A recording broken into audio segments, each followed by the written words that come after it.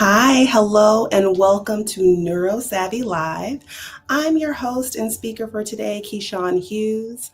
I am the founder of NeuroSavvy Leadership, an organization I established to help people feel happier and healthier at work. I started it about 5 years ago in my own transition from being a marketing and product management leader in tech to now coming over into the organizational development, HR, learning and development realm to share with people practices that I used in the workplace to help myself recover from burnout, to help myself show up more authentically as a leader, and to be more confident, in the workplace. I bring over 20 years experience to these talks that I do live every other week. And what happens is I'm in conversation all the time. I'm meeting different people, I'm coaching people, I'm talking to leaders, I'm in training and development experiences with leaders, and also getting my own coaching, also being trained, also growing. So my personal development is happening at the same time as what I'm sharing, all in real time. And topics come up. Ideas come to me about what I can share in hopes that I can help someone out there who was once like me, who was very high achieving, very hardworking, but not receiving the professional accolades and challenges, and I would say visibility that I deserved in the workplace during different times in my career. So everything that I've learned, everything that I'm continuing to learn, I bring them to platforms. This is one of them, to share and help other people grow. I'd love for you to connect with me and reach out to me. I am active on LinkedIn, Instagram, and you might be viewing me now on Facebook. So reach out to me in any of those channels at Keyshawn Hughes and NeuroSavvy Leadership. Hashtag be NeuroSavvy. I want us all to have a more savvy understanding of how our brains and nervous systems work so that we can utilize them effectively. We can utilize them for our good, for our growth, for our prosperity and abundance. That's what I want for myself, and that's what I want for everyone that I come into contact with. So that's a bit about me. Today, the topic is unscripted, finding your voice in the workplace. Unscripted, finding your voice in the workplace. And this idea started bubbling up within me. I was in a networking session a few weeks ago. A friend of mine, Dr. Rhonda Anderson, launched her book, The Influential Leader, and as a part of her book launch, brought lots of people from her community and her network together to talk about their own leadership challenges and awakenings and lessons learned. And we would get into these little breakout rooms on Zoom, and a facilitator would ask a question, a reflection question, and we could share vulnerably if we were open to that. And there was a question shared, I think, related to one of the biggest lessons you learned that you know now that you wish you could have shared with your younger self or a former version of yourself. And one of them was around being unscripted. For me, I was the first one to speak in my breakout group, and I talked about a time when in the workplace, if I was going to present anything, I had to script it out completely, totally. Sentences, the times I would take a breath, would all be on a piece of paper that I would type up, several pages, sometimes a dozen pages or more, when I was leading meetings, when I was called to speak about anything. And most of my career, I've worked in a virtual environment. So it was very easy for me to hide the fact that I was reading. I am, I think, a natural performer in a lot of different ways. And I would just perform so well that I would get complimented on my speaking ability. People would praise me about the way I always showed up so polished and spoke so well. And I was fed from that. So that type of validation I would get from doing this behavior, from scripting every single thing that I would say, was praised. And I did it way too long. So long that one day I didn't have the ability to print out my script. I was a senior leader in the workplace, and so I was leading these global calls on a weekly basis with people from around. I'm located in the United States, so people would join these calls from places in Europe, Australia, South America, the US, Canada, North America, and I would be the leader facilitating these calls, and I would script out every part of the agenda, the things that I would say. I would open it up for dialogue, but anything that I was saying was scripted. Nobody knew this but me. And that day, my printer didn't work. Now, somehow, I don't know how that happened, because I'm sure right after that meeting, it was working just fine. But I truly feel like it was one of those divine moments that just allowed me to have this story to tell you today. So my printer wasn't work. It was time to start the meeting. I was actually on the Zoom call, and I was trying to, I don't think I was on video yet. My manager happened to join this meeting, and we're a minute into the call. A minute goes by, 2 minutes, and my manager begins to get worried. She starts messaging me, and she starts calling out my name over the Zoom call. Keyshawn, I see that you're here, but where are you? We don't hear you speaking. And I just had to come off video and start the meeting with no script. And I remember feeling so afraid, but doing it anyway, leaning in, doing it, and the meeting went fine. It went fine. And I reflected on that right after, and thought about the fact that I had this script for so long, possibly for a couple of years, running this meeting, and something that I was very familiar with. I probably could have run the meeting literally with my eyes closed and without a script, but I hadn't allowed myself that opportunity to do that because I was so afraid to show up less than perfect. So there was perfectionism at play. I'm sure there was some people pleasing that was inspiring me to show up in that way. And also just some fear of failure, fear of making a mistake. So I want to just reach out to anyone out there who can relate to that. And if you can, please put a number 1 in the comments. Whenever you watch this, let me know with a number 1 that you can relate to what I'm saying. Just having a fear of failure, a fear of making a mistake, a fear of speaking and using your own voice. If it's not scripted, if it's not something that you have right in front of you to read from. And what I learned along my leadership journey, and I'm glad I did, I would say possibly about a year later after that, I hired my first leadership coach. And through that journey, I have come on the other side. I feel like I'm a completely different person. So different that I'm now doing live talks without a script. Okay. So that's how much that transformation has come full circle for me. And in that, I know that it can happen for other people. I know it can happen for you. We are all unique. But if there is a way that you want to show up at work when it comes to using your voice, not feeling pressure to always be scripted, wanting to feel more authentic and natural, this is the talk for you. I'm going to share some neuroscience-based ways to think about how you show up and how you can be less scripted, because being unscripted isn't about being unprepared. It's about being unapologetically present. I want you to think about the idea of prioritizing presence over polish.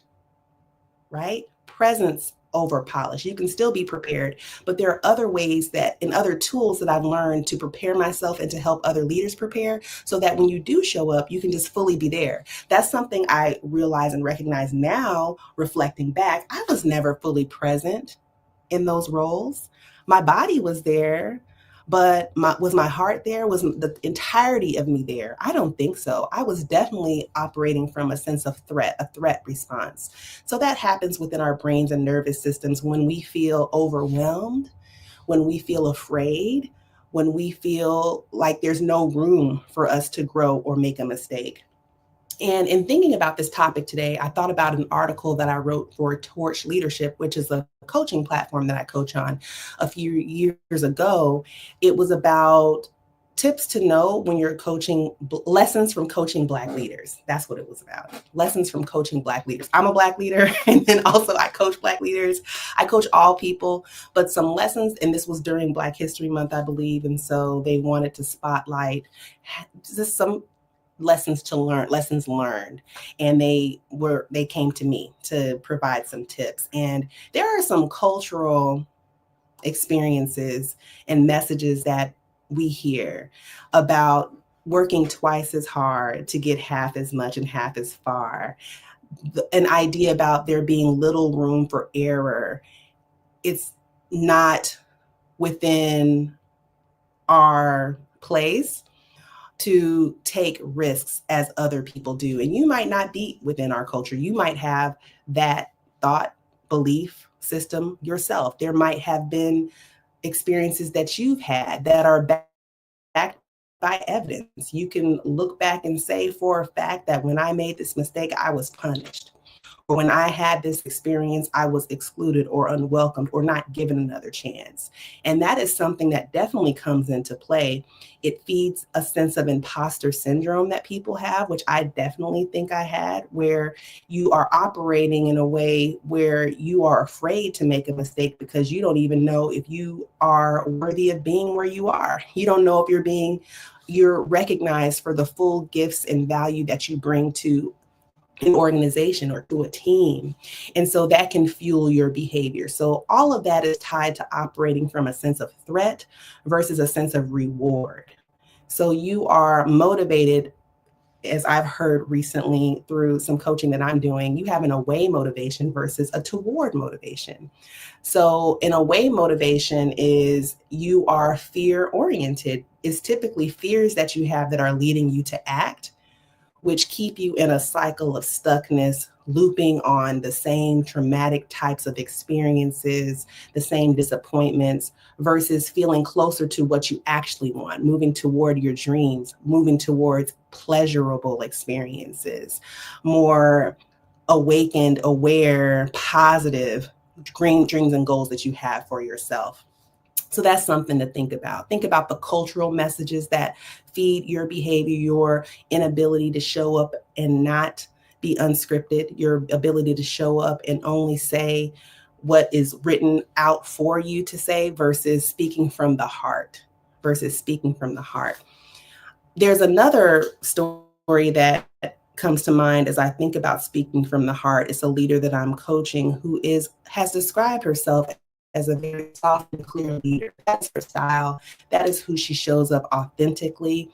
And she manages a team of different personalities. Everyone doesn't respond to her default style of soft and clear leadership. So in a coaching, talk about a way that she can provide information and support to one of her team members who was very logic oriented, was very highly emotional and more fixed in their thinking. She felt pressure to show up in that way too, to provide a list of reasons why a decision was made instead of speaking from the heart, dropping into who she really is. And that's a big part of being unscripted. You have to operate from your heart. Our brains are connected to our hearts and are connected to our guts. And so when we find ourselves only speaking from the mind so often, just being very analytical and scripted, oftentimes what's missing is the heart and the gut responses. So I want to talk about some tips that we can consider to move out of living and operating in a more scripted way to show up as more unscripted when it comes to utilizing our voice, finding our voice, and utilizing it authentically at work. So actually, research shows that it consistently shows, and definitely different resources that I've pulled about this, employees trust leaders who communicate authentically more than leaders who appear to be rehearsed and inauthentic. So I had gotten so good at being rehearsed that it came across as polished and as authentic, but it wasn't. I was performing. And so either at the end of the day, everybody says that, as we work our way around, when you're being authentic or not. And that's what's most important. That's what's going to empower you in the workplace more than any other way that you show up is your authenticity. Authenticity, being able to show up most fully as yourself, most fully as you possibly can within a workplace. And a great tip, well, let's just talk about it. I have a triple T method that I recently trademarked that I utilize as a model and a step-by-step. Is 3 steps. And there are actions and coaching and consulting that align with each of the 3 steps to get either a person, a leader, an individual, or a team, an organization where they need to go. we walk through the transformation of building up transparency, making people transparency ready and aware. Then trust. So the first T is for transparency. The second T is for trust. The third T is for transformation. Having transparency and starting there helps to build trust, which then leads to transformation. So if you're looking for a transformation, you're looking for a change. In this instance, you're looking to be more unscripted and wanting to show up more authentically. Let's start with some transparency. What are some ways that you can do that? What are some ways that you can become more transparent? Well, I'll give you a practical exercise. Here's a coaching prompt for you. Identify one recent situation where you relied heavily on a script or extensive preparation when it might not have been necessary. It might have been necessary. Transparent. Ways that you can become more transparent are by having a coach, having a therapist, having someone where you have a block of time just for you to be reflective, and doing that with someone that you trust. Doing that with someone that you trust is so important, but get very transparent.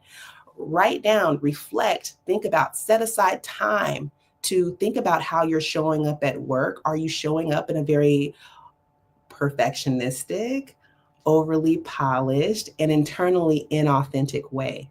Be very transparent with yourself first. That's so important. And there are ways for you to do that.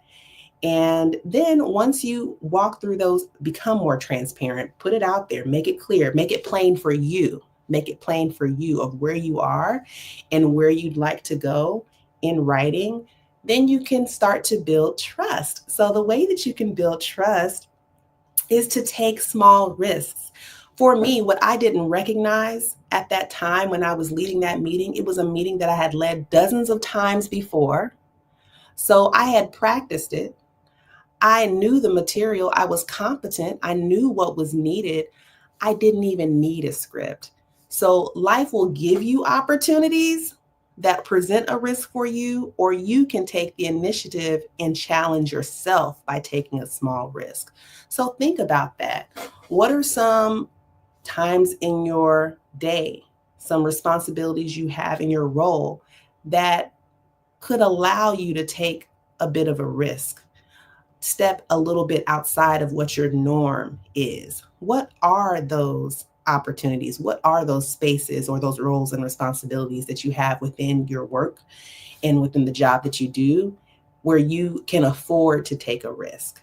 I really want you to think about that. And if you can't think of it on your own, think about it with someone that you trust, someone else who can help you become more aware of what those opportunities are. And that helps you build self-trust as well. Identifying what that risk is, journaling, doing mirror work. So practicing in the mirror, talking to yourself in the mirror, affirming yourself in the mirror is really important.